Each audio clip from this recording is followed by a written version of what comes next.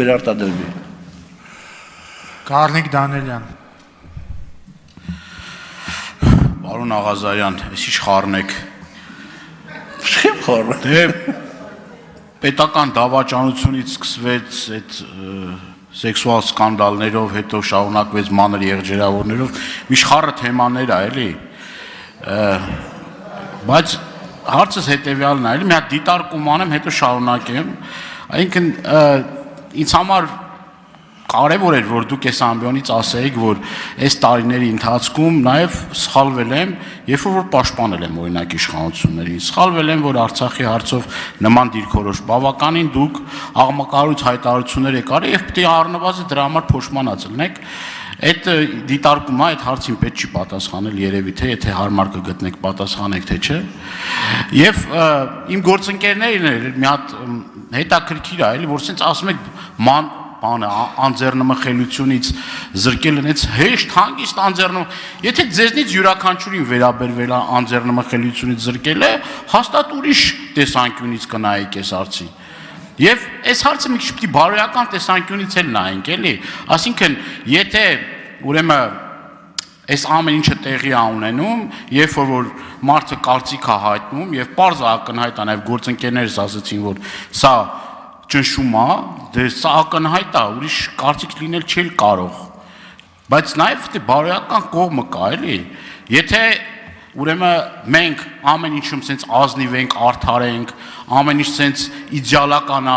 այդ ուրեմն փաստորեն դուք ուզում եք ասեք կընտրովի արդարադատություն, չէ՞ էլի էս։ Նորմալ այս երկրում ամենակոռումպացվածն էլ չէ, ես չէի պատկերացնի, որ ձեզ կպաշտպանեմ, բայց Հովիկ Աղազարյանն է, էլի, ամենակոռումպացված մարդը Հովիկ Աղազարյանը։ Հարցս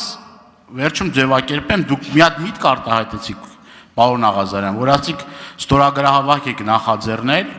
մանկահասակ երեխաների մորը կալանքից ազատ արձակելու հետ կապված։ Ես կարծում եմ դա վերաբերում էր պարոն Սիմոնյանի եղբոր կնոջ, չէ՞, դուք ստեղ որ քիչ առաջ հայտարարեցիք, որ խմբակցությունում ստորագրահավաք եք կազմակերպել այդ օրերին։ Եթե կարելի է դրա մասին մի քիչ մանրամասն էլ այդ նախաձեռնությունը, որ ասեք, ինչ նախաձեռնություն է։ Ստորագրահավաք չենք կազմակերպել, ես ինքս եմ բարձրացրել հարցը խմբակցությունում, ես չեմ ասի ում հետ էր կապված, բայց ի պատիվ խմբակցության միահամուր ձևով խմբակցությունը միջնորդեց, որովհետև մենք միջև այդ որոշում ունեինք, որ եթե մեզ դիմում են խափանամիջոցի հետ կապված միջնորդություն ներկայացնելու, ապա դա կարելի կլինի անել միայն այն դեպքում, երբ որ այդ հարցը քննարկվի խմբակցությունում եւ խմբակցությունը համապատասխան դիրքորոշում ունենա, որպեսզի թույլ տանք մեր իրավապահ մարմինները ազատ լինեն։ Մենք այս պետության գերագույն ղեկավարությունը, ասենք падգամավորները, մենք այդպիսի որոշում ենք կայացնում եւ ես տիկին դատախազի 1-2 անգամ առիթով հարց եմ տվել, թե արդյոք տիկին դատախազ կալանքը որպես խափանամիջոց օգտագործվել է ճնշում գործադրելու համար եւ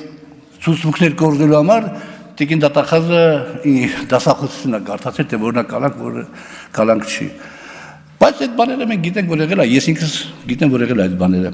Հիմա անձեռնմխելությունից գզեքին հաջորդը կլինի խափանամիջոց կանանք, բնականաբար տրամաբանությունը, ճնշման տրամաբանությունը պիտի գնա այդ ուղղությամբ, հակառակը չի կարող լինի, բայց ես նույնիսկ եմ ասում դրան պատրաստ եմ։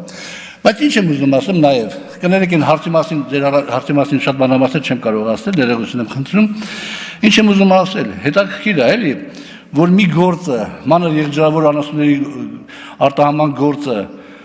լույս աշխարհ է եկել երկու մարդկանց զրույցի արդյունքում, բնականաբար իրավապահ մարմինները չէին կարող չարձագանքեին, ովքեր ծանր հանցագործության համար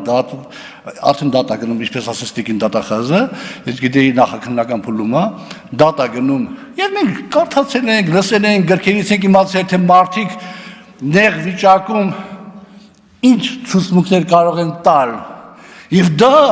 բերում են այստեղ, որպես արդարադատության մի հատ խորհրդանիշ սիմվոլ են ներկայացնում։ Տիկին դատախազը այնպես ջերմությամբ է խոսում Արամ Մկրտչյանի մասին, ով 5 տարի ազատազրկման է դատապարտել 2011 թվականին խարդախության հոդվածներով, ով այսօր գտնվում է դատական գործընթացների մեջ, ով Հայաստանը լքել է բաց դռների արդյունքում մտածելու բաներ չկա, ստե։ Լիքը մտածելու բաները։ Արձագանք։ Փաստորեն հետեւյալ արձանագրումը անենք, որ մարդը, որ խարդախության համար 5 անգամ դատվել է, եթե պետք է, ուրեմն իրավապահ մարմինները այդ ցուցմունքները կարան համարեն արժանապատիվ, արժանահավատ կներեք, արժանահավատ կարան համարեն եւ որևէ խնդիր չունենան դրա հետ, բայց այն բազմաթիվ դիմումները, որ կան, որ տեսնում ենք այդ խոշտանգման դեպքերը, մեր արցախցի քույր եղբայրների հետ կապված, որ տեղի ունենան ոստիկանական, այսինքն, եթե վերաբերվում է անդիմադիր հայացքներ ունեցող կամ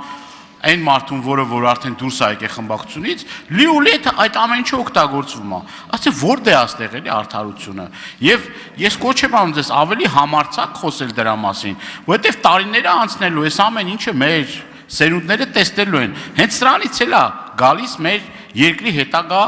ճակատագիրն ու ապագան։ Եթե մենք այստեղ ազնիվ չենք, ուրիշ հարցերում ազնիվ չենք կարող լինել։ Եվ դուք ասիք չեմ ուզում մանրամասնել, այսօր շատ կարևոր է, որ շատ հարցերի վերաբերյալ մեր հանրությունը, մեր հասարակությունը մանրամասն տեղեկանա, որովհետև թվում է թե մանրուքներ է, բայց այդ անչափ կարևոր է։ Պարոն Դանիելյան, կոնկրետ ես ամենայն դեպս հրապարակային ինչքան թույլ է տրվել այն սահմանները, որ կա, ես այդ հարցերը բարձրացրել եմ ամենայն դեպս։ Եվ հարցազրույցներում, եւ նորից եմ ասում հենց այստեղից, երբ որ ընդեղ էին նստած, հարցեր եմ տվել եւ դատախազին եւ ԲԴԽ-ի նախագահային նման դրսևորումների համար եւ շատ անհանգիստ եմ եղել